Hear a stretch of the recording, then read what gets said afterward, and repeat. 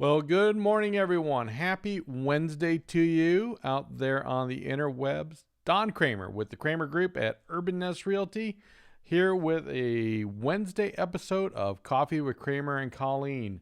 Colleen sends her best today. She is actually out again with clients. It is a busy real estate time, and that's why we've got the stats here to go over as we do every Wednesday.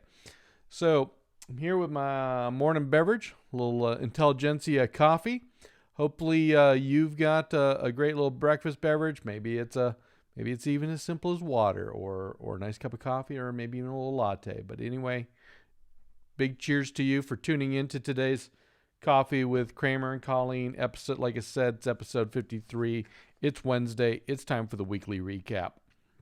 So let's get started. We're going to throw the first slide up, which is our weekly overview numbers here real quick. So if you take a look here, we are going into the week of 6/22 with 5,355 homes for sale, single-family homes for sale in the Las Vegas Valley. Of those, 5,251 were traditional sales, 53 short sales, and 51 foreclosures. Now, this is a week-over-week decrease in the total number of homes for sale. Last week, we had 5,560. Now, under contracts, again, demand is still going up. We have this week 4,155 homes in contract under escrow, with 3,981 of those being traditional sales. So that's a week-over-week increase in total homes under contract of 7.1%. We do have 128 short sales under contract and 46 foreclosures.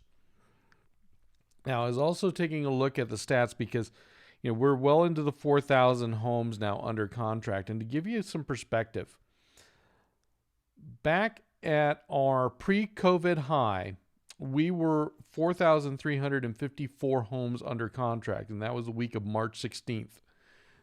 So we are off just under 5%. So 4.6%, we're 4.6% off in under contracts from our pre-COVID high, which was the week of 316.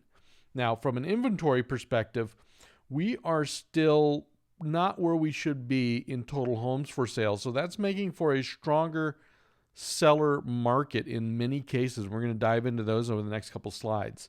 And to give you some perspective there, our high for the year was back on 5/18 with 6,122 homes. So back in the middle of May, well, we would be 2 months in to lockdown, just kind of starting up phase one. We peaked out at 6,122 single family homes. So we have not been even though the city has been reopening, we have not been adding as many homes to the market as we typically should be this time of the year. And I was catching up with a colleague, a realtor back on the East Coast, and he's seeing a similar situation where it was great. It was a great analogy. He says, you know what?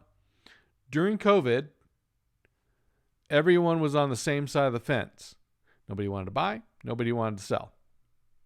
Then now in this sort of moving out and reopening phase one, we're now well into phase two.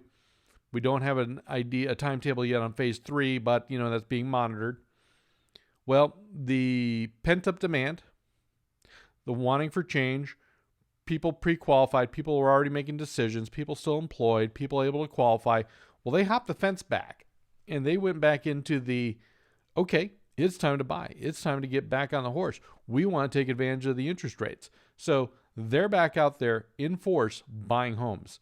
Now, the selling market hasn't fully caught up to that. So they're still kind of on that pre-COVID fix because they're probably still wondering, okay, is it a good time to sell, a good time not to? Well, when speaking with a lot of clients right now, if we're looking to maximize, especially based on certain home types, based on certain home locations, it is definitely worth the conversation right now. Good example, single family home. This is the time if you're looking to sell a single family home and you're looking to make a change, whether you want to upsize, be in the right school district, yada, yada, yada. Well, you typically do that this time of the year before the school season starts. So that's one of the reasons for demand. So we will have buyers that have families that are looking for those types of homes during this time of the year. So if you're looking to make a change, either up, I need to sell because I need to get into one, or I need to sell mine because the kids are now gone, they're off to college, or they're off to starting families. I don't need all this much space. Okay, great. We have an opportunity to get your home on the market and sold, things of that nature. If we've got certain types of houses that are in demand throughout the year, and you're wondering, well, what kind of homes are those, Don?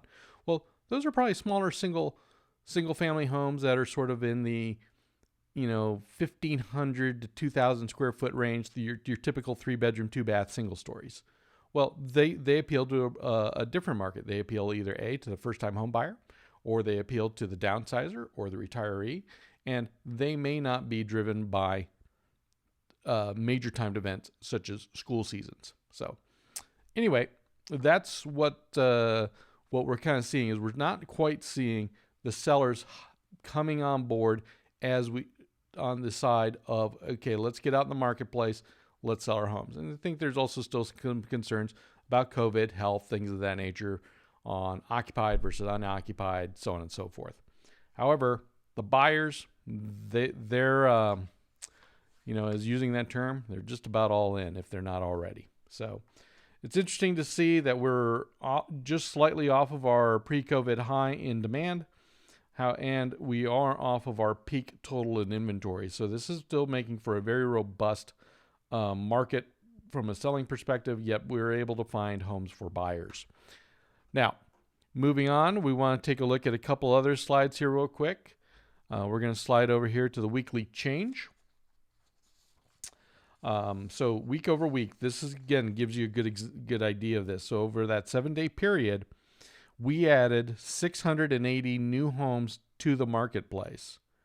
Now during that same period, there were 1,014 homes going into contract. So while we're adding homes into the marketplace, the market itself is gobbling up homes at a faster rate.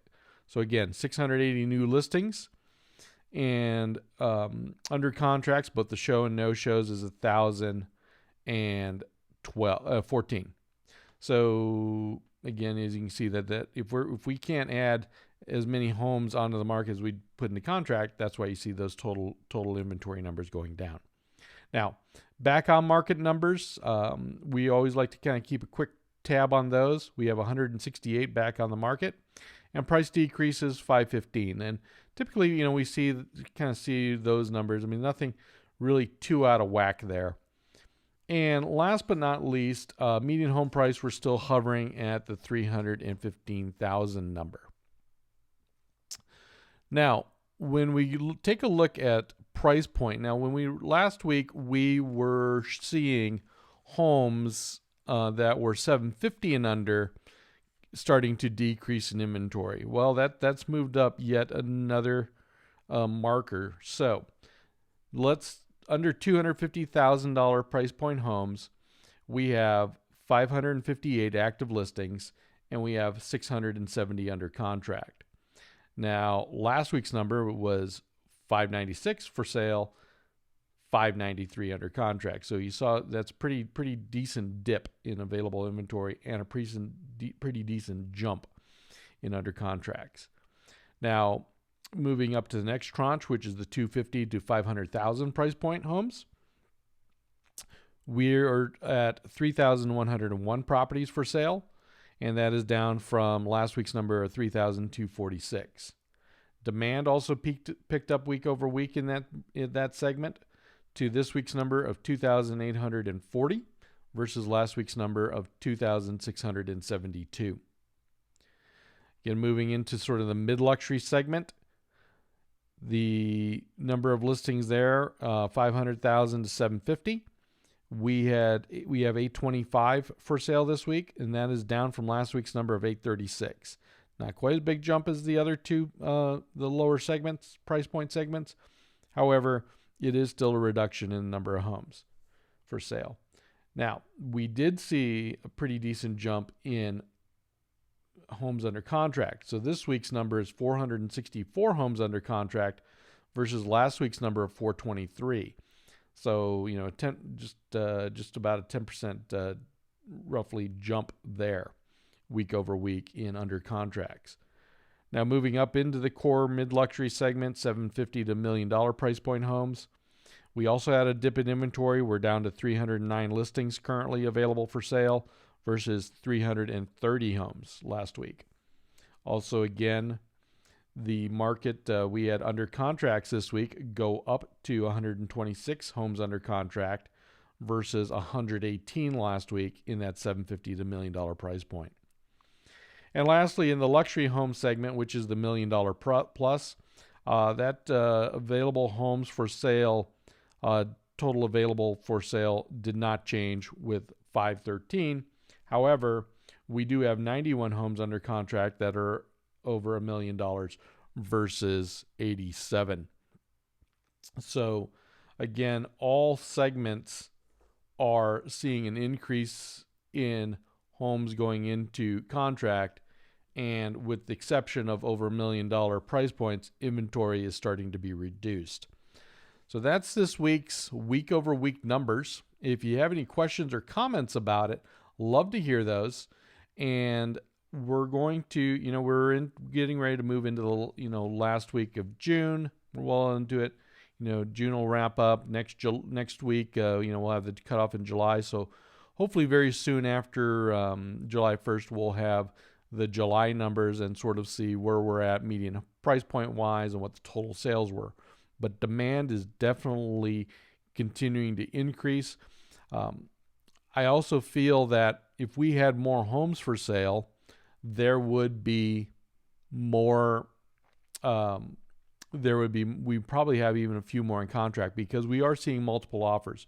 In fact, last week we had a house on the market less than 7 days. In a 24-hour span, we received 3 offers, and all 3 of them were pretty fair prices. Now, the client went with the best one that they felt that met the best in terms of pricing and terms what they were looking for. But in theory, we have 2 other people interested in that style of home. So this is not a one-off phenomenon. We are seeing people buying homes in a couple of these segments, especially that 200 to 500,000 segment, that are going in. They've got the money, they've got the qualifications to purchase the house. However, they're being beat out. So if we actually were adding some more inventory there, those choices would be in place. And also, too, we can keep the median sale price stabilized. And that is actually a good thing, even for the sellers. The sellers will be able to command a good price for the home and maximize their equity on their property. However, that the quality properties will move fast and quickly at the right terms versus ones that are kind of slim pickings that probably shouldn't be quite as priced as they were. I mean, houses that are in need of some level of renovation. Well, that's with this week's numbers again. I'm Don Cramer with the Cramer Group, where your real estate experience matters more now than ever. So Colleen and I are here with any questions you've got on buying, selling, or investing in real estate, because we're big believers in dream big, sell smart, and buy right. So we're excited for tomorrow's episode. We're going to catch up on a couple of tips and tricks and some news there. And then Friday, we've got a great interview with Dustin Waters at Waters Aquatech. We're going to talk about outdoor spaces.